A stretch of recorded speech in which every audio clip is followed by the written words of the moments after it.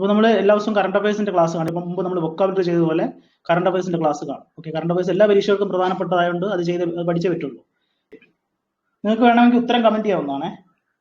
First question, പ്രഥമ കേരള ഒളിമ്പിക്സിന് വേദിയാകുന്നത് പറയാമോ? പ്രഥമ കേരള ഒളിമ്പിക്സിന് വേദിയാകുന്നത് എവിടെയെന്ന് പറയാമോ?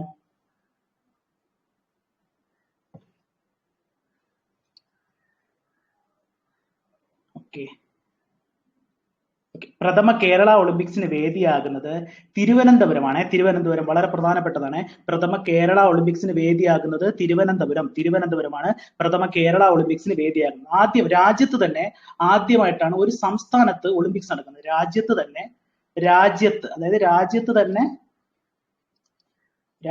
തന്നെ ആദ്യമായിട്ടാണ് ഒരു സംസ്ഥാനത്ത് എന്ത് ചെയ്യുന്നത്, ഒളിമ്പിക്സ് നടക്കുന്നത്. രാജ്യത്ത് തന്നെ ആദ്യം. അപ്പോൾ പ്രഥമ കേരള ഒളിമ്പിക്സിന് വേദിയാക്കുന്ന സ്ഥലം എവിടെയെന്ന് വെച്ചാൽ തിരുവനന്തപുരമാണ്.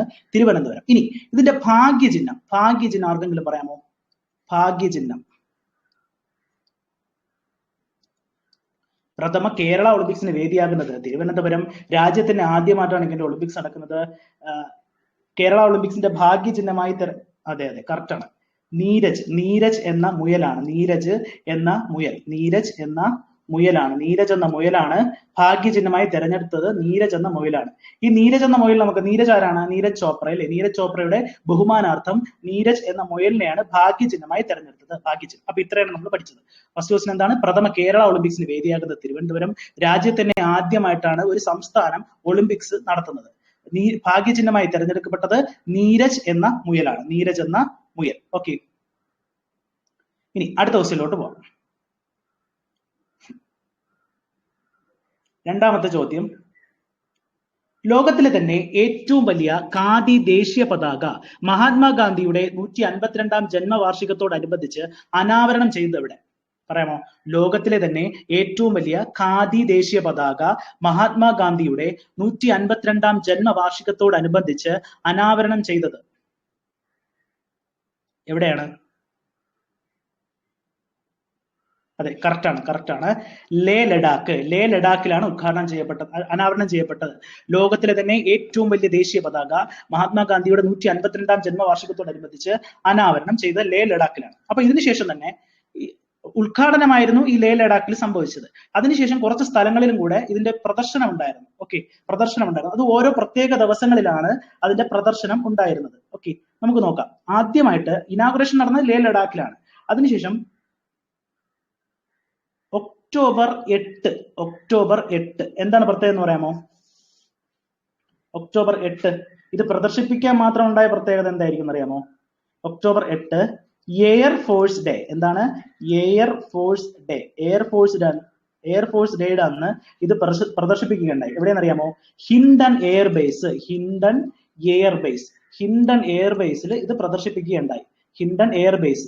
ഓക്കെ, എവിടെയാണ്? U P. അപ്പോൾ ആദ്യമായിട്ട് പ്രദർശിപ്പിച്ചത് മഹാത്മാഗാന്ധിയുടെ 152ാം ജന്മവാർഷികത്തോടനുബന്ധിച്ച് ലേ ലഡാക്കിലും, പിന്നെ പ്രദർശനം ഉണ്ടായത് ഒക്ടോബർ 8 എയർഫോഴ്സ് ഡേയുടെ അന്ന് ഹിൻഡൻ എയർബേസ് ക്യാമ്പിലാണ്. അതെവിടെയാണ്? യു പിയിലാണ്. ഇനി അടുത്ത് അതിനുശേഷം ഒക്ടോബർ 21 എന്തായിരിക്കും എന്നറിയാമോ പ്രത്യേകത? ഒക്ടോബർ 21ന്റെ പ്രത്യേകത എന്താണെന്നറിയാമോ? അന്ന് പ്രദർശിപ്പിക്കാനുണ്ടായ കാരണം എന്തായിരിക്കും?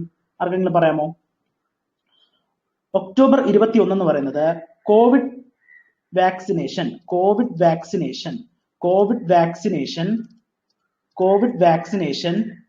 100 കോടി കടന്നതാണ്. 100 കോടി കടന്നു. അതിന്റെ ഭാഗമായിട്ട് ഒക്ടോബർ 21-ന് റെഡ് ഫോർട്ടിൽ പ്രദർശിപ്പിക്കുകയുണ്ടായി. ഓക്കെ, അതിനുശേഷം വീണ്ടും ഒരു പ്രദർശനം ഉണ്ടായി. ഡിസംബർ 4-നാണത്. എന്താണ് പ്രത്യേകത പറയാമോ? ഡിസംബർ 4-ന് എന്തായിരിക്കും പ്രത്യേകത? എന്തായിരിക്കും പറയാമോ? അതെ, നേവി ഡേയുടെ ഭാഗമായിട്ട് ഡിസംബർ 4-ന്. അതെ, നേവി ഡേയുടെ ഭാഗമായിട്ട് ഡിസംബർ 4-ന് എവിടെയെന്നറിയാമോ? Near gateway of India. അപ്പൊ ഇത്രയും കാര്യങ്ങൾ നിങ്ങൾ പഠിച്ചു പോയാലേ ഇന്നത്തെ കാലത്ത് കറണ്ട് അഫയേഴ്സിനൊക്കെ ഉത്തരം എഴുതാൻ പറ്റത്തുള്ളൂ. ജസ്റ്റ് 152ാം ജന്മവാർഷികത്തോടനുബന്ധിച്ചെന്ന് ചോദിക്കാം. അടുത്ത് വേണമെങ്കിൽ ചോദിക്കാം, കോവിഡ് വാക്സിനേഷൻ 100 കോടി കടന്നു, അതിനുശേഷം ലോകത്തിലെ ഏറ്റവും വലിയ ഖാദി ദേശീയ പതാക പ്രദർശിപ്പിച്ചത് എവിടെയാണ്? റെഡ് ഫോർട്ട് ആണ്. ആ രീതിയിലാണ് പഠിക്കുക. അപ്പൊ ഇവിടെ ഡിസംബർ 4 നേവിയുടെ ഗേറ്റ് വേ ഓഫ് ഇന്ത്യയിലാണ് പ്രദർശിപ്പിച്ചത്. അപ്പൊ ഗേറ്റ് വേ ഓഫ് ഇന്ത്യ എവിടെയാണ് സ്ഥിതി ചെയ്യുന്നത്? പറയാമോ? ഗേറ്റ് വേ ഓഫ് ഇന്ത്യ സ്ഥിതി ചെയ്യുന്നത്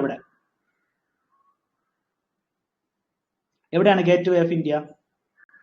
അതെ, മുംബൈ ആണ്, മുംബൈ. അപ്പൊ ഇന്ത്യ ഗേറ്റ് എവിടെയാണ് സ്ഥിതി ചെയ്യുന്നത്? ഇന്ത്യ ഗേറ്റ് എവിടെയാണ്? അതെ, ഇന്ത്യ ഗേറ്റ് ന്യൂഡൽഹിയിലും ഗേറ്റ് വേ ഓഫ് ഇന്ത്യ എവിടെയാണ്? മുംബൈയിലുമാണ്. ഓക്കെ, അപ്പൊ ഒന്നുകൂടെ നോക്കാം. അപ്പൊ എന്തൊക്കെയാണ് നമ്മൾ പഠിച്ചത്? ലോകത്തിലെ തന്നെ ഏറ്റവും വലിയ ഖാദി ദേശീയ പതാക എവിടെ പ്രദർശിപ്പിക്കുകയുണ്ടായി? മഹാത്മാഗാന്ധിയുടെ 152ാം ജന്മവാർഷികത്തോടനുബന്ധിച്ച് ലേ ലഡാക്കിൽ പ്രദർശിപ്പിക്കുകയുണ്ടായി. അതിനുശേഷം അനാവരണം ചെയ്യുകയുണ്ടായി. അതിനുശേഷം ഇനാഗുറേഷന് ശേഷം ഒക്ടോബർ 8 എയർഫോഴ്സ് ഡേയുടെ അന്ന് ഹിൻഡൻ എയർ ബേസിലും, യുപിയിലുള്ള ഹിൻഡൻ എയർ ബേസിലും, ഒക്ടോബർ 21 കോവിഡ് വാക്സിനേഷൻ 100 കോടി കടന്നതിന്റെ ഭാഗമായിട്ട് റെഡ് ഫോർട്ടിലും, അതിനുശേഷം ഡിസംബർ 4 നേവി ഡേയുടെ ഭാഗമായിട്ട് ഗേറ്റ് വേ ഓഫ് ഇന്ത്യയുടെ അടുത്തായിട്ട് എന്ത് ചെയ്തു? പ്രദർശനം ഉണ്ടായിരുന്നു. ഗേറ്റ് വേ ഓഫ് ഇന്ത്യ എന്ന് പറയുന്നത് മുംബൈയിലും ഇന്ത്യ ഗേറ്റ് ന്യൂഡൽഹിയിലുമാണ്. ഓക്കെ, അടുത്ത ചോദ്യം. COVID-19-നെതിരെ തദ്ദേശീയമായി വികസിപ്പിച്ച ഇന്ത്യയിലെ ആദ്യത്തെ RBD പ്രോട്ടീൻ സബ് യൂണിറ്റ്. COVID-19-നെതിരെ തദ്ദേശീയമായി വികസിപ്പിച്ച ഇന്ത്യയിലെ തന്നെ RBD protein sub unit vaccine ഏതാണ്? ഇതിൽ തന്നെ ഉണ്ടല്ലേ, ഏതാണ്?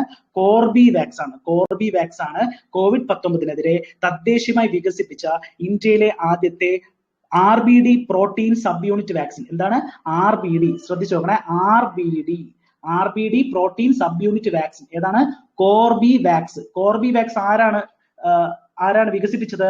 ഹൈദരാബാദ് ആസ്ഥാനമായുള്ള ബയോളജിക്കൽ ഇ എന്ന സ്ഥാപനമാണ് ഈ വാക്സിൻ നിർമ്മിക്കുന്നത്. അപ്പോ COVID-19-നെതിരെ തദ്ദേശീയമായി വികസിപ്പിച്ച ഇന്ത്യയിലെ ആദ്യത്തെ RBD പ്രോട്ടീൻ സബ് യൂണിറ്റ് ഏതാണ്? കോർബിവാക്സ്. ഓക്കെ, ഇനി ഇതുപോലെ ഒരു അടുത്തിടെ ഇന്ത്യ അനുമതി നൽകിയ ഒരു വാക്സിനാണ് കോവോവാക്സ്. എന്താണ് കോവോവാക്സ്? അടുത്തിടെ ഇന്ത്യ അനുമതി നൽകിയ ഒരു വാക്സിനാണ് കോവോവാക്സ്. റീകോമ്പിനന്റ് നാനോ പാർട്ടിക്കിൾ, ഇതും പ്രോട്ടീൻ ബേസ്ഡ് ആയിട്ടുള്ളതാണ്. Recombinant nano particle protein based vaccine ആണ് ഏതെന്ന് പറയുന്നത്? കോവോവാക്സ് എന്ന് പറയുന്നത്. കോവോവാക്സ് ഡെവലപ്പ് ചെയ്തത് ഏത് കമ്പനിയാണെന്ന് അറിയാമോ? കോവോവാക്സ് ഇത് വേറെ രീതിയിലും ചോദിക്കാറുണ്ട്. കോവോവാക്സ് അല്ലെങ്കിൽ മറ്റൊരു രീതിയിൽ ഡെവലപ്പ് ചെയ്ത കമ്പനിയാണ് ഇത്? നോവോവാക്സ്. ഇന്ത്യയിൽ ആരാണ്? ഇന്ത്യയിൽ സെറം ഇൻസ്റ്റിറ്റ്യൂട്ട് ആണ്. ഇത് ഡെവലപ്പ് ചെയ്തത്. ഇന്ത്യയിൽ ഡെവലപ്പ് ചെയ്യുന്നത് സെറം ഇൻസ്റ്റിറ്റ്യൂട്ട് ആണ്. ഓക്കെ, ഇവിടെ ഇത് USA ബേസ്ഡ് കമ്പനിയാണ് നോവോവാക്സ്. നോവോവാക്സ് എന്ന കമ്പനിയാണ് എന്താണ് കോവോവാക്സ് എന്ന വാക്സിൻ വികസിപ്പിച്ചത്. ഓക്കെ, നോവോവാക്സ് എന്നും ചോദിക്കാറുണ്ട്. നോവോവാക്സ് വാക്സിൻ എന്നും കോവോവാക്സ് വാക്സിൻ എന്നും അറിയപ്പെടാറുണ്ട്. അപ്പൊ recombinant nano particle protein based vaccine ആണ് കോവോവാക്സ്. അടുത്തിടെ അനുമതി നൽകിയ ഒരു വാക്സിൻ ആണ്. അപ്പൊ എന്താണ് ക്വസ്റ്റ്യൻ? എന്താണ്? COVID-19-നെതിരെ തദ്ദേശീയമായി വികസിപ്പിച്ച ഇന്ത്യയിലെ ആദ്യത്തെ RBD പ്രോട്ടീൻ സബ് യൂണിറ്റ്. തദ്ദേശീയമായി, ശ്രദ്ധിക്കണം, തദ്ദേശീയമായി വികസിപ്പിച്ച പ്രോട്ടീൻ ആണ്. കോവാക്സിൻ പോലെ തദ്ദേശീയമായി വികസിപ്പിച്ച വാക്സിൻ ആണ് കോർബിവാക്സ്. ബയോളജിക്കൽ ഇ എന്ന സ്ഥാപനമാണ് ഇതെന്ത് ചെയ്തത്? ഈ വാക്സിൻ നിർമ്മിക്കുന്നത്. ഓക്കെ, അടുത്ത ക്വസ്റ്റ്യൻ.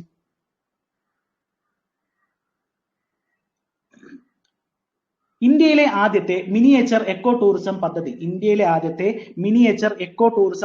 ഏതാണ്? ഇന്ത്യയിലെ ആദ്യത്തെ മിനിയേച്ചർ എക്കോ ടൂറിസം പദ്ധതി ഏതാണ്?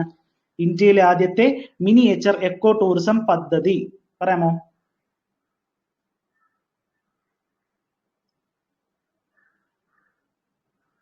ഇന്ത്യയിലെ ആദ്യത്തെ മിനിയേച്ചർ എക്കോ ടൂറിസം പദ്ധതി ഏതാണ്?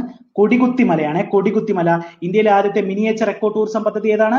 കൊടികുത്തിമല. ഞാൻ ഇതിങ്ങനെ ഫോട്ടോ എടുത്തിട്ട് നിങ്ങൾക്ക് എളുപ്പം ക്യാച്ച് ചെയ്യാൻ വേണ്ടിയിട്ടാണ് ഇങ്ങനെ ഫോട്ടോ ഒക്കെ തന്നിട്ടുള്ളത്, എളുപ്പം ക്യാച്ച് ചെയ്യാൻ വേണ്ടിയിട്ടാണ്. ഇന്ത്യയിലെ ആദ്യത്തെ മിനിയേച്ചർ എക്കോ ടൂറിസം പദ്ധതി കൊടികുത്തിമല, മലപ്പുറത്തെ കൊടികുത്തിമലയാണ് ഇന്ത്യയിലെ ആദ്യത്തെ മിനിയേച്ചർ എക്കോ ടൂറിസം പദ്ധതി. ഓക്കെ, അടുത്ത ക്വസ്റ്റ്യൻ. ISROയുടെ പ്രഥമ സൗരദൗത്യം അല്ലെ, എല്ലാവർക്കും അറിയാം. ISROയുടെ പ്രഥമ സൗരദൗത്യം ഏതാണ്? ആദിത്യ L1 ആണ് ISROയുടെ പ്രഥമ സൗരദൗത്യം. ഏതാണ്? ആദിത്യ L1. ഓക്കെ, ശ്രദ്ധിക്കണേ, ആദിത്യ L1 ആണ്. അടുത്ത ക്വസ്റ്റ്യൻ. ഫിയർലെസ് ഗവേണൻസ് എന്ന പുസ്തകം രചിച്ചതാര്? ഈ ഫോട്ടോയിൽ നിന്ന് ആരും നിങ്ങൾക്ക് അറിയാൻ പറ്റില്ലേ?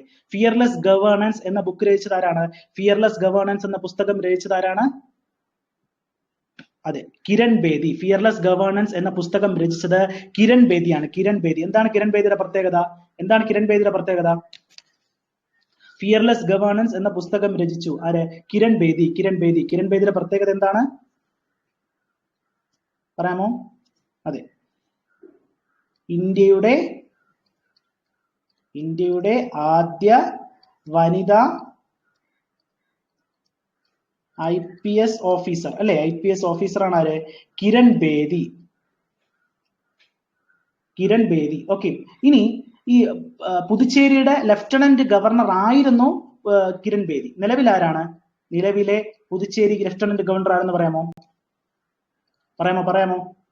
പുതുച്ചേരി ലഫ്റ്റനന്റ് ഗവർണർ ആയിരുന്നു, പക്ഷെ അടുത്തിടെ അവരെ ആ സ്ഥാനത്ത് നിന്ന് നീക്കി.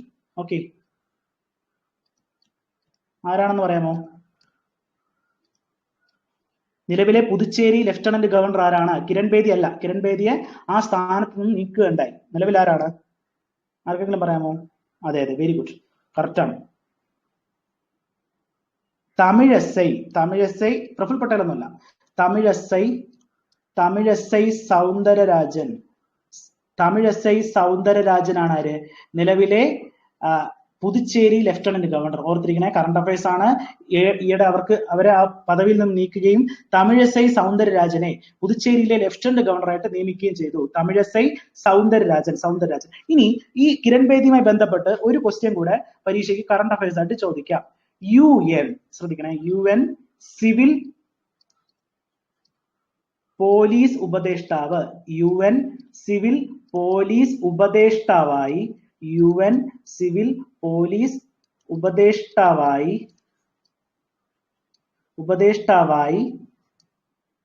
നിയമിതയായ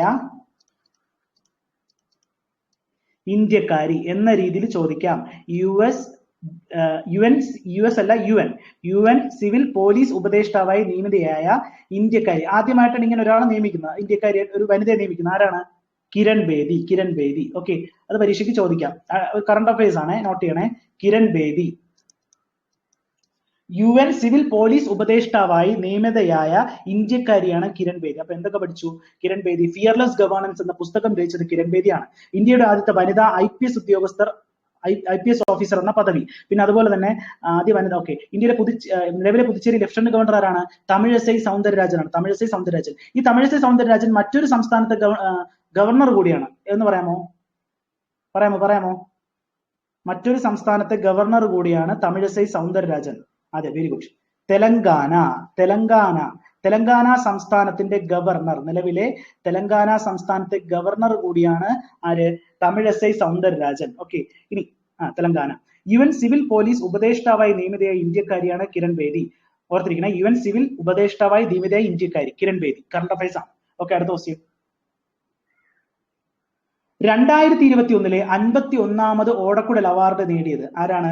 സാറ ജോസഫ് ആണ് 2021 51ാമത് ഓടക്കുഴൽ അവാർഡ് നേടിയത്. സാറ ജോസഫിന്റെ ബുധിനി എന്ന നോവലിനാണ് 2021 51ാമത് ഓടക്കുഴൽ അവാർഡ് നേടിയത്. ഓക്കെ, 2021 51ാമത് ഓടക്കുഴൽ അവാർഡ് നേടിയതാരാണ്? Sara Joseph. അവാർഡിന് അർഹമായ നോവൽ ബുധിനി. ഞാൻ ചോദിക്കട്ടെ, 2020 ഓടക്കുഴൽ അവാർഡ് നേടിയതാരാണ്? 2020 ഓടക്കുഴൽ അവാർഡ് നേടിയതാരാണ്? പറയാമോ? 2020 ഓടക്കുഴൽ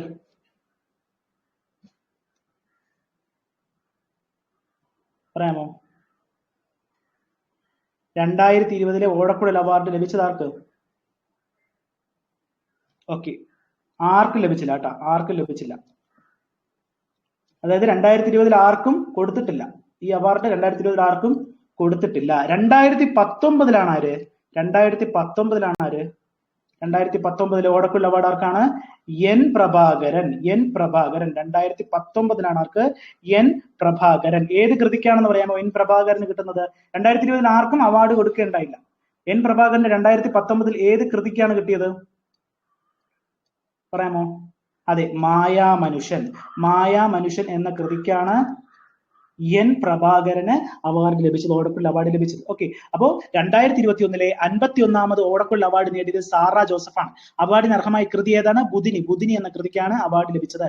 2020 ആർക്കും ലഭിച്ചിട്ടില്ല. 2019 എൻ പ്രഭാകരൻ, കൃതി മായാമനുഷ്യൻ. മായാമനുഷ്യൻ. ഓക്കെ അല്ലേ? അടുത്ത ക്വസ്റ്റ്യനിലോട്ട് പോവാം. ഇന്ത്യയിലെ ആദ്യത്തെ പേപ്പർ രഹിത ഹൈക്കോടതി, ഇന്ത്യയിലെ ആദ്യത്തെ പേപ്പർ രഹിത ഹൈക്കോടതി എന്ന നേട്ടം സ്വന്തമാക്കിയത് കേരള ഹൈക്കോടതിയാണ്. കേരള ഹൈക്കോടതി ഇന്ത്യയിലെ ആദ്യ പേപ്പർ രഹിത ഹൈക്കോടതി. ഇന്ത്യയിലെ ആദ്യ പേപ്പർ രഹിത ഹൈക്കോടതിയാണ് കേരള ഹൈക്കോടതി. അപ്പൊ ഇന്ത്യയിലെ ആദ്യ പേപ്പർ രഹിത ഹൈക്കോടതി എന്ന നേട്ടം സ്വന്തമാക്കിയത് കേരള ഹൈക്കോടതി. കേരള ഹൈക്കോടതി. ഓക്കെ, അടുത്ത ചോദ്യം. എന്താണ് ഈ ശ്രം? ഈ ശ്രം എന്താണ്? ഈ ശ്രം രാജ്യത്തെ എല്ലാ അസംഘടിത തൊഴിലാളികളുടെയും ക്ഷേമത്തിനായുള്ള വിവിധ സാമൂഹിക സുരക്ഷാ പദ്ധതികൾ മികച്ച രീതിയിൽ നടപ്പിലാക്കാൻ കേന്ദ്ര സർക്കാർ അവതരിപ്പിച്ച വെബ് പോർട്ടലാണ് എന്ത്? ഈ ശ്രം. അപ്പൊ രാജ്യത്തെ എല്ലാ അസംഘടിത തൊഴിലാളികളുടെയും ക്ഷേമത്തിനായുള്ള വിവിധ സാമൂഹിക സുരക്ഷാ പദ്ധതികൾ മികച്ച രീതിയിൽ നടപ്പിലാക്കാൻ കേന്ദ്ര സർക്കാർ അവതരിപ്പിച്ച വെബ് പോർട്ടലാണ് ഈ Shram. National database of unorganised workers. അതാണ് എന്ത്? ഈ ശ്രം. അതായത് അസംഘടിത തൊഴിലാളികളുമായി ബന്ധപ്പെട്ടത് എന്ന് അറിഞ്ഞിരുന്നാൽ മതി. ഈ ശ്രം രാജ്യത്തെ എല്ലാ അസംഘടിത തൊഴിലാളികളുടെയും ക്ഷേമത്തിനായുള്ള വിവിധ സാമൂഹിക സുരക്ഷാ പദ്ധതികൾ മികച്ച രീതിയിൽ നടപ്പിലാക്കാൻ കേന്ദ്ര സർക്കാർ അവതരിപ്പിച്ച വെബ് പോർട്ടലാണ് ഈ ശ്രം. ഓക്കെ, അടുത്ത ക്വസ്റ്റ്യൻ. ഇന്ത്യൻ ഓയിൽ കോർപ്പറേഷൻ ഇന്ത്യയിലെ ആദ്യത്തെ ഗ്രീൻ ഹൈഡ്രജൻ പ്ലാന്റ് സ്ഥാപിക്കുന്നത് എവിടെ? ഇന്ത്യൻ ഓയിൽ കോർപ്പറേഷൻ ഇന്ത്യയിലെ ആദ്യത്തെ ഗ്രീൻ ഹൈഡ്രജൻ പ്ലാന്റ് സ്ഥാപിക്കുന്നത് പറയാമോ? ഇന്ത്യൻ ഓയിൽ കോർപ്പറേഷൻ ഇന്ത്യയിലെ ആദ്യ ഗ്രീൻ ഹൈഡ്രജൻ പ്ലാന്റ് സ്ഥാപിക്കുന്നത്. ഇന്ത്യൻ ഓയിൽ കോർപ്പറേഷൻ ഇന്ത്യയിലെ ആദ്യ ഗ്രീൻ ഹൈഡ്രജൻ പ്ലാന്റ് സ്ഥാപിക്കുന്നത് എവിടെയാണ്? ഇന്ത്യയിലെ ആദ്യ ഗ്രീൻ ഹൈഡ്രജൻ പ്ലാന്റ് കറക്റ്റ് ആണ്, മധുരയാണ്. മധുര, ഉത്തർപ്രദേശിലെ മധുരയിലാണ്. തമിഴ്നാട്ടിലല്ല, ഉത്തർപ്രദേശിലെ മധുരയിലാണ് ഇന്ത്യൻ ഓയിൽ കോർപ്പറേഷൻ ഇന്ത്യയിലെ ആദ്യത്തെ ഗ്രീൻ ഹൈഡ്രജൻ പ്ലാന്റ്, എന്താണ്? ഗ്രീൻ ഹൈഡ്രജൻ പ്ലാന്റ് സ്ഥാപിക്കുന്നത്. മധുര, ഉത്തർപ്രദേശിലെ മധുര. ഉത്തർപ്രദേശിലെ Mathura green hydrogen plant. Green hydrogen plant. Okay, അടുത്ത ചോദ്യം. കൊച്ചിൻ അന്താരാഷ്ട്ര വിമാനത്താവളത്തിന്റെ നടത്തിപ്പ് ചുമതലയുള്ള സിയാലിന്റെ നേതൃത്വത്തിൽ നിർമ്മിച്ച ആദ്യത്തെ ജലവൈദ്യുത നിലയം ഏതാണ്? പറയാമോ? കൊച്ചിൻ അന്താരാഷ്ട്ര വിമാനത്താവളത്തിന് നടത്തിപ്പ് ചുമതലയുള്ള സിയാലിന്റെ നേതൃത്വത്തിൽ നിർമ്മിച്ച ആദ്യത്തെ ജലവൈദ്യുത നിലയം അല്ലെ? കൊച്ചിൻ അന്താരാഷ്ട്ര വിമാനത്താവളത്തിന് നടത്തിപ്പ് ചുമതലയുള്ള സിയാൽ അല്ലേ? ആ സിയാലിന്റെ നേതൃത്വത്തിൽ നിർമ്മിച്ച ആദ്യ ജലവൈദ്യുത നിലയം ഏതാണെന്ന് പറയാമോ? ആദ്യ ജലവൈദ്യുത നിലയം, ഇതിനെപ്പറ്റി നമ്മൾ ജസ്റ്റ് ഒന്ന് പഠിച്ചായിരുന്നു. ജലവൈദ്യുത നിലയം പറയാമോ?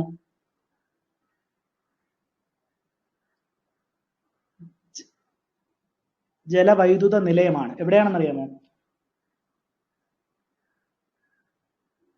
അരിപ്പാറയാണ്. അരിപ്പാറ, ഇരവഞ്ഞിപ്പുഴയിലാണ്. കറക്റ്റ് ആണ്. അരിപ്പാറ പദ്ധതി, അതിന്റെ പേരും കൂടെ അറിഞ്ഞിരിക്കുന്നത്. അരിപ്പാറ പദ്ധതി. അരിപ്പാറ പദ്ധതി അല്ലെ? ഇടവഞ്ഞിപ്പുഴയിൽ അരിപ്പാറ പദ്ധതി, അതിന്റെ പേര് അരിപ്പാറ പദ്ധതി എന്നാണ്. എന്താണ്? അരിപ്പാറ പദ്ധതി. അരിപ്പാറ പദ്ധതി കൊച്ചിൻ അന്താരാഷ്ട്ര വിമാനത്താവളത്തിൽ നടത്തിച്ചുള്ള സിയാലിന്റെ നേതൃത്വത്തിൽ നിർമ്മിച്ച ആദ്യത്തെ ജലവൈദ്യുത നിലയമാണ് എന്ത്? അരിപ്പാറ പദ്ധതി. അരിപ്പാറ പദ്ധതി. ഓക്കെ, അത് നോട്ട് ചെയ്യണേ. അരിപ്പാറ പദ്ധതി. ഓക്കെ, അടുത്ത ക്വസ്റ്റ്യൻ. വളരെയധികം ശ്രദ്ധിച്ചിരിക്കണം, ഇത് ഇമ്പോർട്ടന്റ് ആണ്. 2022 സാമ്പത്തിക സർവേ പ്രകാരം 2022-23 സാമ്പത്തിക വർഷത്തിലെ GDP വളർച്ച, 2022-23 സാമ്പത്തിക വർഷത്തിലെ GDP വളർച്ച എത്രയെന്നാണ്? 8 മുതൽ 8.5% വരെ. 8 മുതൽ 8.5% വരെ. ഓക്കെ, 2022 സാമ്പത്തിക സർവേ പ്രകാരം 2022-23 സാമ്പത്തിക വർഷത്തിലെ GDP വളർച്ച 8 മുതൽ 8.5% വരെയാണ്. 8 മുതൽ 8.5% വരെയാണ്. നോട്ട് ചെയ്യണേ. കഴിഞ്ഞ പരീക്ഷകൾക്കൊക്കെ ഇത്തരം GDP-യുമായി ബന്ധപ്പെട്ട ക്വസ്റ്റ്യൻസ് ഒക്കെ ചോദിച്ചിട്ടുണ്ടായിരുന്നു. നോട്ട് ചെയ്യണം. 2022 സാമ്പത്തിക സർവേ, എക്കണോമിക് സർവേ പ്രകാരം 2022-23 സാമ്പത്തിക വർഷത്തിലെ GDP വളർച്ച എത്രയാണ്? 8 മുതൽ 8.5%. ഇത് നമുക്ക് അവസാന അറ്റം വരെ, അതായത് ഈ വർഷം അവസാനം നടക്കുന്ന പരീക്ഷ വരെ ആവശ്യമായിട്ടുള്ള കാര്യമാണ്. സാമ്പത്തിക സർവേയുമായി ബന്ധപ്പെട്ടത്, ബഡ്ജറ്റുമായി ബന്ധപ്പെട്ട കാര്യങ്ങൾ, ഇതെല്ലാം. ഓക്കെ, അപ്പൊ ശ്രദ്ധിച്ച് തന്നെ പഠിക്കാം. ഇപ്പോഴേ പഠിച്ചു പോകണം. ഓക്കെ, മെയിൻസ് പരീക്ഷ വരെ നമുക്ക് ഇത് ആവശ്യമായിട്ടുള്ളതാണ്. 8 മുതൽ 8.5% വരെയാണ് GDP വളർച്ച. 2022 സാമ്പത്തിക സർവേ പ്രകാരം 2022-23 സാമ്പത്തിക വർഷത്തിലെ GDP വളർച്ച 8 മുതൽ 8.5% വരെയാണ്. ഓക്കെ, ഇനി നമുക്ക് ഇതുമായി ബന്ധപ്പെട്ട കുറച്ച് കാര്യങ്ങൾ നോക്കാം. പ്രധാനപ്പെട്ടതാണ് സാമ്പത്തിക സർവേ അഥവാ എക്കണോമിക് സർവേ. 2022 സാമ്പത്തിക സർവേയുമായി ബന്ധപ്പെട്ട കുറച്ച് വിവരങ്ങൾ നമുക്ക് നോക്കാം. നടപ്പ് സാമ്പത്തിക വർഷത്തിലെ GDP വളർച്ച 9.2%. അതായത് കഴിഞ്ഞു പോയ ഇനി വരാൻ പോകുന്നതാണ് എത്ര? 8 മുതൽ 8.5% ഇനി വരുന്നതാണ് അല്ലേ? അപ്പൊ നടപ്പ് സാമ്പത്തിക വർഷത്തിലെ GDP വളർച്ച 9.2%. 2022-23 ആണെങ്കിൽ 8 മുതൽ 8.5% വരെയാണ്. നടപ്പ് സാമ്പത്തിക വർഷത്തിലെ GDP വളർച്ച എന്ന് ചോദിച്ചാൽ 9.2%, അല്ലെ? 9.2%. അതായത് എന്താണ് 2021-22 അല്ലെ? 2021-22 കാലഘട്ടത്തിലാണെങ്കിൽ GDP വളർച്ച 9.2%. ഇനി കാർഷിക മേഖലയിലെ നടപ്പ് സാമ്പത്തിക വർഷത്തിലെ വളർച്ച 3.9%. കാർഷിക മേഖലയിലെ നടപ്പ് സാമ്പത്തിക വർഷത്തിലെ വളർച്ച 3.9%. ഓക്കെ, പരീക്ഷയ്ക്ക് ചോദിച്ചിട്ടുള്ളതാണ്. ഈ ഒരു രീതിയിൽ ക്വസ്റ്റ്യൻസ് ചോദിച്ചിട്ടുണ്ടായിരുന്നു, ഞാൻ പറഞ്ഞുതരാം. വ്യവസായിക മേഖലയിലെ വളർച്ച 11.8%. വ്യവസായിക മേഖലയിലെ വളർച്ച എത്രയാണ്? 11.8%. ഇനി സേവന മേഖലയിലെ വളർച്ച 8.2%. സേവന മേഖല എന്ന് പറഞ്ഞാൽ തൃതീയ മേഖല. പരീക്ഷയ്ക്ക് ചോദിച്ചിട്ടുണ്ടായിരുന്നു. സേവന മേഖലയിലെ ഈ കഴിഞ്ഞ 2021 നടന്ന മെയിൻ പരീക്ഷയ്ക്ക് ചോദിച്ചതാണ് സേവന മേഖലയിലെ അല്ലെങ്കിൽ തൃതീയ മേഖലയിലെ വളർച്ച എത്ര ശതമാനമാണ് എന്ന രീതിയിൽ ക്വസ്റ്റ്യൻസ് ഉണ്ടായിരുന്നു. ഇമ്പോർട്ടന്റ് ആണ്. കാർഷിക മേഖലയിലെ നടപ്പ് സാമ്പത്തിക വർഷത്തിലെ വളർച്ച 3.9%. വ്യവസായിക മേഖലയിലെ വളർച്ചയാണെങ്കിൽ 11.8%. ഇപ്പൊ തന്നെ പഠിച്ചു പോണേ. സേവന മേഖലയിലെ വളർച്ച 8.2%. സേവന മേഖലയിലെ വളർച്ച 8.2%. 3 കാര്യങ്ങൾ പഠിച്ചില്ലേ? കാർഷിക മേഖല 3.9%, വ്യവസായിക മേഖല 11.8%, സേവന മേഖല 8.2%. ഓക്കെ, ഇത്രയുമാണ് വളർച്ച എന്ന് പറയുന്നത്. ഓക്കെ, ഇനി ലോകത്ത് ഏറ്റവും അധികം ഈ സാമ്പത്തിക സർവേ ബന്ധപ്പെട്ട കാര്യങ്ങളാണ് പറയുന്നത്. ലോകത്ത് ഏറ്റവും അധികം വനപ്രദേശമുള്ള 10ാമത്തെ രാജ്യമാണ് ഇന്ത്യ. ലോകത്തിലെ ഏറ്റവും അധികം വനപ്രദേശമുള്ള 10ാമത്തെ രാജ്യമാണ് ഇന്ത്യ. ഇനി ലോകത്തെ വനമേഖലയുടെ 2%, അതായത് ഈ സാമ്പത്തിക സർവേയിലെ റിപ്പോർട്ട് പ്രകാരം ലോകത്തെ വനമേഖലയുടെ 2% ഇന്ത്യയിലുള്ളത്. ലോകത്തെ വനമേഖലയുടെ 2% ഇന്ത്യയിലുള്ളത്. അപ്പൊ ലോകത്തെ ഏറ്റവും അധികം വനപ്രദേശമുള്ള 10ാമത്തെ രാജ്യമാണ് ഇന്ത്യ. രണ്ടാമത്തെ പോയിന്റ്, ലോകത്തെ വനമേഖലയുടെ 2% ഇന്ത്യയിലുള്ളത്. ഇനി ഇന്ത്യയിലെ ഭൂഭാഗത്തിന്റെ 24% ഇപ്പോൾ വനമേഖല. ഇന്ത്യയിലെ ഭൂഭാഗത്തിന്റെ 24% ഇപ്പോൾ വനമേഖല. ഓക്കെ, നോട്ട് ചെയ്യണേ. സാമ്പത്തിക സർവേയുമായി ബന്ധപ്പെട്ട കാര്യങ്ങളാണ് പറയുന്നത്, വളരെയധികം പ്രധാനപ്പെട്ടതാണ്. അതില് റിപ്പോർട്ടിൽ ഉള്ള ഭാഗങ്ങളാണ് ഇതൊക്കെ. എന്തൊക്കെയാണ്? ഇന്ത്യൻ ഭൂഭാഗത്തിന്റെ 24%, ഇന്ത്യൻ ഭൂഭാഗത്തിന്റെ 24% വനമേഖല. ലോകത്തെ വനമേഖലയുടെ 2% ഇന്ത്യയിലുള്ളത്. ഇനി ലോകത്ത് ഏറ്റവും അധികം വനപ്രദേശമുള്ള 10ാമത്തെ രാജ്യമാണ് ഇന്ത്യ. ഓക്കെ, ഇത്രയും കാര്യമാണ് സാമ്പത്തിക സർവേയുമായി ബന്ധപ്പെട്ട് പഠിക്കേണ്ടതായിട്ടുള്ളത്. നമുക്ക് ഒന്നുകൂടെ നോക്കാം.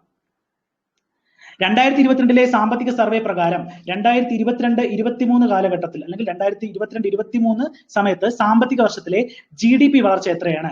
8 മുതൽ 8.5%. പിന്നെ പഠിച്ചത് എന്താണ്? നടപ്പ് സാമ്പത്തിക വർഷത്തിലെ GDP വളർച്ച 9.2%. കാർഷിക മേഖലയിൽ നടപ്പ് സാമ്പത്തിക വർഷത്തിലെ വളർച്ച 3.9%. കാർഷിക മേഖലയിൽ 3.9%. വ്യവസായിക മേഖലയിൽ വളർച്ച 11.8%. സേവന മേഖലയിലെ വളർച്ച 8.2%. ഓക്കെ, പിന്നെ പഠിച്ചത് ലോകത്തെ ഏറ്റവും അധികം വനപ്രദേശമുള്ള 10ാമത്തെ രാജ്യമാണ് ഇന്ത്യ. ലോകത്തെ വനമേഖലയുടെ 2% ഇന്ത്യയിലുള്ളത്. ഇന്ത്യയിലെ ഭൂവിഭാഗത്തിന്റെ 24% ഇപ്പോൾ വനമേഖല. ഓക്കെ, അത്രയും കാര്യങ്ങൾ. ഇനി അത് കഴിഞ്ഞു. ഇനി അടുത്ത് പ്രപഞ്ച പരിണാമ വികാസം സംബന്ധിച്ച നിർണായക വിവരങ്ങൾ കണ്ടെത്തുന്നതിനായി നാസ രൂപകൽപ്പന ചെയ്ത ബഹിരാകാശ ടെലസ്കോപ്പ് ഏത്? പറയാമോ? ആർക്കെങ്കിലും പറയാമോ?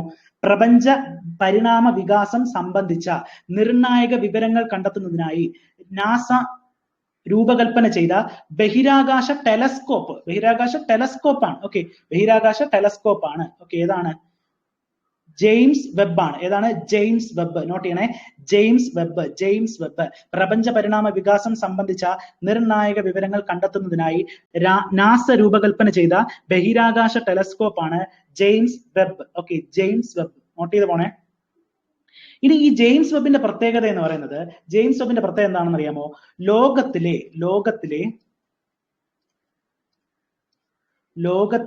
ഏറ്റവും വലിയ ബഹിരാകാശ ടെലസ്കോപ്പ്. ലോകത്തിലെ ഏറ്റവും വലിയ ബഹിരാകാശ ടെലസ്കോപ്പ്. ലോകത്തിലെ ഏറ്റവും വലിയ ബഹിരാകാശ ടെലസ്കോപ്പാണ് ഇത്, ജെയിംസ് വെബ്. ലോകത്തിലെ ഏറ്റവും വലിയ ബഹിരാകാശ ടെലസ്കോപ്പ്. ഇനി ഒരു ചോദ്യം ചോദിക്കട്ടെ. ഈ ജെയിംസ് വെബ് പകർത്തിയ ആദ്യത്തെ ഒരു നക്ഷത്രം, ആദ്യമായിട്ട് ഒരു നക്ഷത്രം പകർത്തി ഈ ജെയിംസ് വെബ്, ആർക്കെങ്കിലും പറയാമോ? ഇത് പത്രത്തിൽ ഉണ്ടായിരുന്നതാണ്, അതുകൊണ്ട് നോട്ട് ചെയ്യേണ്ടതാണ്. ജെയിംസ് വെബ് ആദ്യമായിട്ട് ഒരു നക്ഷത്രം പകർത്തി, അതിന്റെ പേരാണ്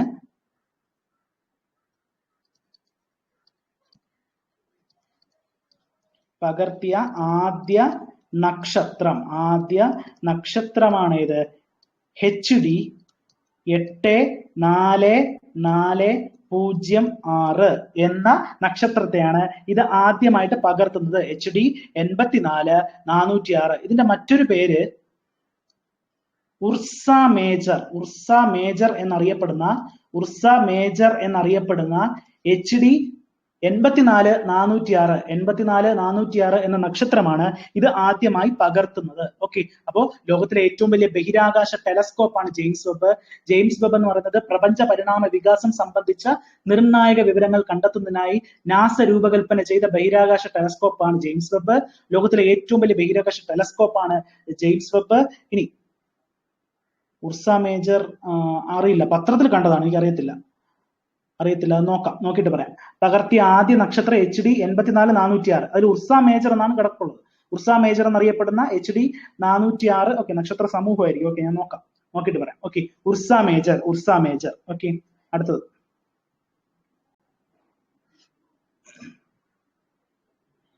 ഇന്ത്യയിലെ ആദ്യത്തെ community innovation centre, Atal community innovation centre. ഇന്ത്യയിലെ ആദ്യത്തെ അടൽ കമ്മ്യൂണിറ്റി ഇന്നോവേഷൻ സെന്റർ ഉദ്ഘാടനം ചെയ്യപ്പെട്ടത് ജയ്പൂരിലാണ്. ഇന്ത്യയിലെ ആദ്യത്തെ അടൽ കമ്മ്യൂണിറ്റി ഇന്നോവേഷൻ സെന്റർ ഉദ്ഘാടനം ചെയ്യപ്പെട്ടത് എവിടെയാണ്? ജയ്പൂർ. ഇന്ത്യയിലെ ആദ്യത്തെ അടൽ കമ്മ്യൂണിറ്റി ഇന്നോവേഷൻ സെന്റർ ഉദ്ഘാടനം ചെയ്യപ്പെട്ടത് ജയ്പൂർ. ഓക്കെ, പത്മശ്രീ അവാർഡ് ജേതാവായ KV റാബിയയുടെ ആത്മകഥയുടെ പേര്, പത്മശ്രീ അവാർഡ് ജേതാവായ KV റാബിയയുടെ ആത്മകഥയുടെ പേരെന്ത്? സ്വപ്നങ്ങൾക്ക് ചിറകുണ്ട്. എന്താണ്?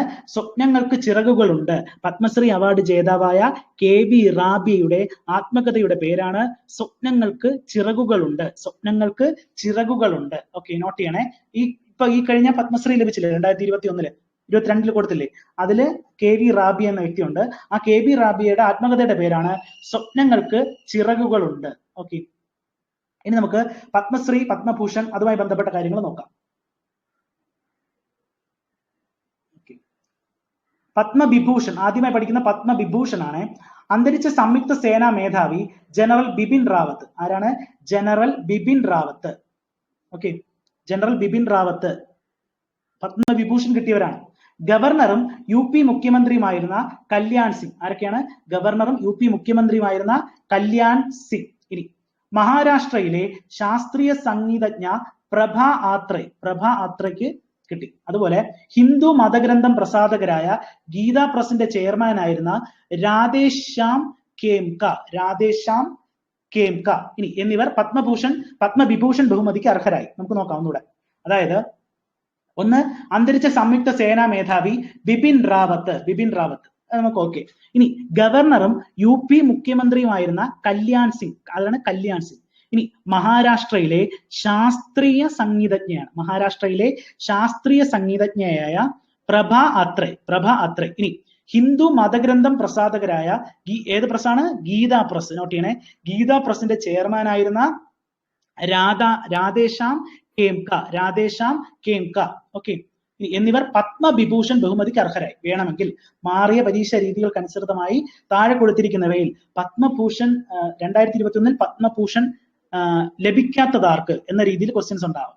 അല്ലെങ്കിൽ ഏത് വിഷയത്തിലാണ് പത്മവിഭൂഷൺ ലഭിച്ചത് എന്ന രീതിയിലൊക്കെ ഉള്ള ക്വസ്റ്റ്യൻസ് ഉണ്ടാവും. ഓക്കെ, അപ്പം പഠിച്ചു തന്നെ പോകണം, ഡീറ്റെയിൽ ആയിട്ട് തന്നെ. അപ്പൊ ബിപിൻ റാവത്ത് ഗവർണറും UP മുഖ്യമന്ത്രിയുമായിരുന്ന കല്യാൺ സിംഗ്, മഹാരാഷ്ട്രയിലെ ശാസ്ത്രീയ സംഗീതജ്ഞയായ പ്രഭ അത്രെ, ഹിന്ദു മതഗ്രന്ഥം പ്രസാധകരായ ഗീതാ പ്രസിന്റെ ചെയർമാനായ രാധേശ്യാം കേംക എന്നിവർക്കാണ് പത്മവിഭൂഷൺ ലഭിച്ചത്. ഓക്കെ, ഇനി പത്മഭൂഷൺ ബംഗാൾ മുൻ മുഖ്യമന്ത്രി അതുപോലെ CPM നേതാവുമായ ബുദ്ധദേവ് ഭട്ടാചാര്യ. ആരാണ്?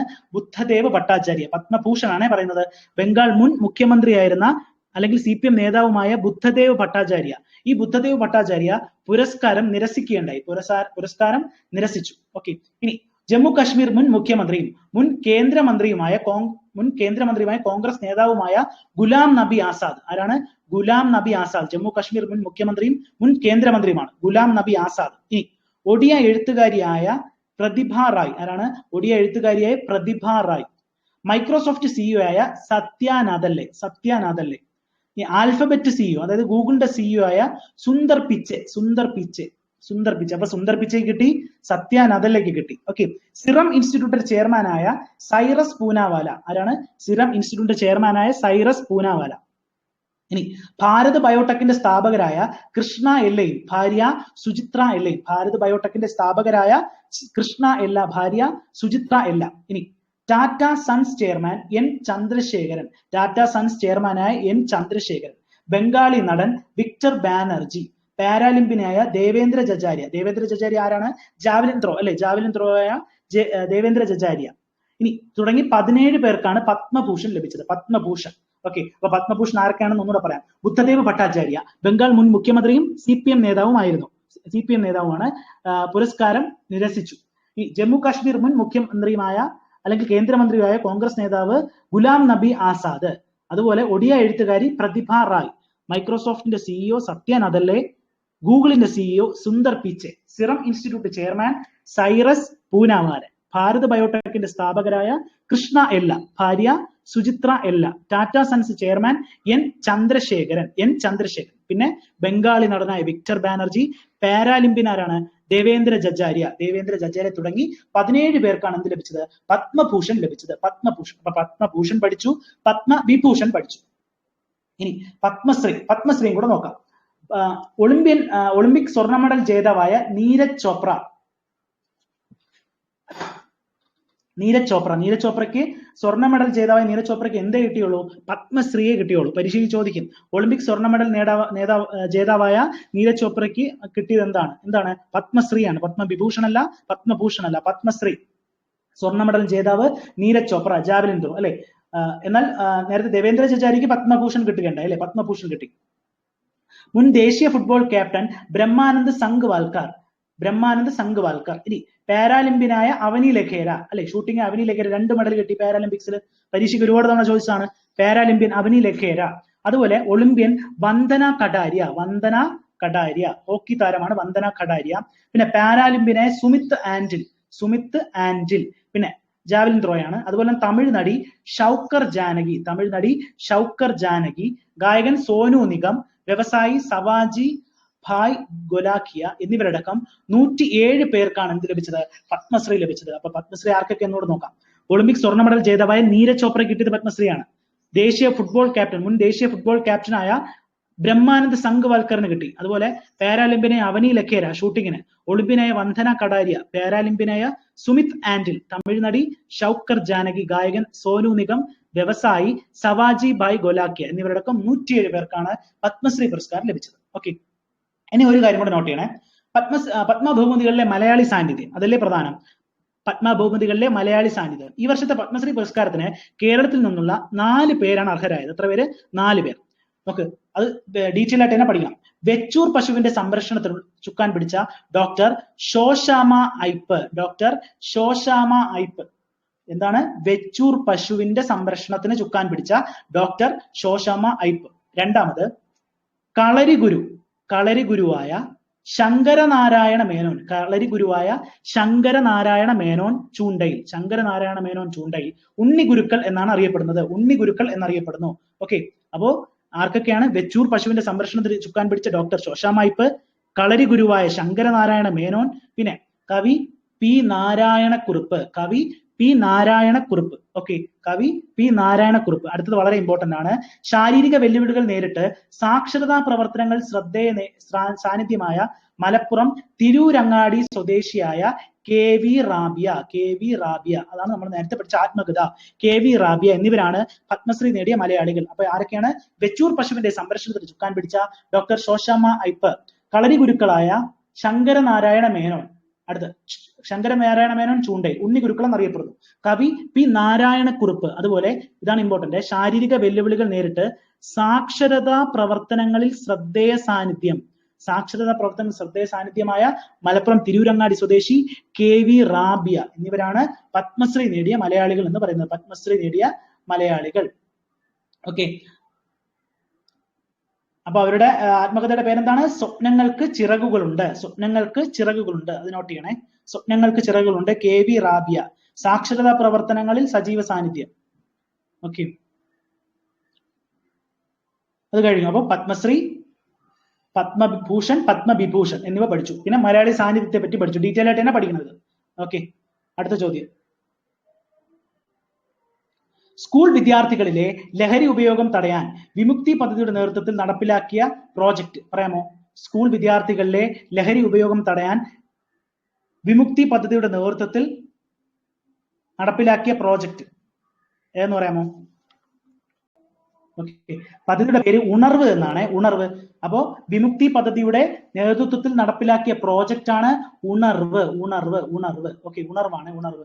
ഇനി ഈ ഞാൻ ചോദിക്കട്ടെ, ഇപ്പൊ കഴിഞ്ഞ എക്സൈസ് പരീക്ഷയ്ക്ക് ചോദിച്ചതാണ്, വിമുക്തി മിഷന്റെ ചെയർമാൻ ആരാണ്? വിമുക്തി മിഷൻ ചെയർമാൻ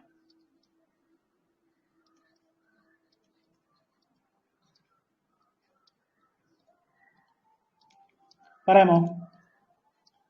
വിമുക്തി വിമുക്തി വിമുക്തി മിഷന്റെ ചെയർമാൻ ആരാണ്? അതായത് നമ്മുടെ ലഹരി ഉപയോഗം തടയാനായിട്ടുള്ള ഒരു രൂപീകരിച്ച ഒരു സംഭവമാണ് എന്ത്? വിമുക്തി മിഷൻ. ഈ വിമുക്തി മിഷന്റെ ചെയർമാൻ ആര് പറയാമോ? കഴിഞ്ഞ എക്സൈസ് പരീക്ഷയ്ക്ക് ചോദിച്ച ക്വസ്റ്റ്യൻ ആണ്. വിമുക്തി മിഷൻ ചെയർമാൻ മുഖ്യമന്ത്രിയാണ്. വിമുക്തി മിഷന്റെ ചെയർമാൻ മുഖ്യമന്ത്രി. മുഖ്യമന്ത്രി. ഓക്കെ, ഇനി ഇതിന്റെ വൈസ് ചെയർമാൻ ആരാണെന്ന് അറിയാമോ? വൈസ് ചെയർമാൻ ആരായിരിക്കും? എക്സൈസ് വകുപ്പ് മന്ത്രിയാണ്. എക്സൈസ് വകുപ്പ് മന്ത്രിയാണ് വൈസ് ചെയർമാൻ. എക്സൈസ് വകുപ്പ് മന്ത്രി. Okay, vice chairman. അത് നോട്ട് ചെയ്യണേ. വിമുക്തി മിഷന്റെ ചെയർമാൻ മുഖ്യമന്ത്രി. ലഹരി ഉപയോഗം തടയുക എന്ന ലക്ഷ്യത്തോടെ വിമുക്തി മിഷന്റെ ചെയർമാൻ മുഖ്യമന്ത്രി, വൈസ് ചെയർമാൻ എക്സൈസ് വകുപ്പ് മന്ത്രി. ഈ വിമുക്തി മിഷന്റെ നേതൃത്വത്തിൽ നടപ്പിലാക്കുന്ന പ്രോജക്റ്റ് ആണ് എന്ത്? ഉണർവ്. ഉണർവ്. ഓക്കെ, ഉണർവ്. സ്കൂൾ വിദ്യാർത്ഥികളിലെ ലഹരി ഉപയോഗം തടയാൻ വിമുക്തി പദ്ധതിയുടെ നേതൃത്വത്തിൽ നടപ്പിലാക്കിയ പ്രോജക്റ്റ് ആണ് ഉണർവ്. ഉണർവ്. ഓക്കെ, അപ്പോ വിമുക്തി മിഷന്റെ ചെയർമാൻ മുഖ്യമന്ത്രിയും വൈസ് ചെയർമാൻ ആരാണ്? എക്സൈസ് മന്ത്രിയാണ്. എക്സൈസ് മന്ത്രിയാണ്. ഓക്കെ.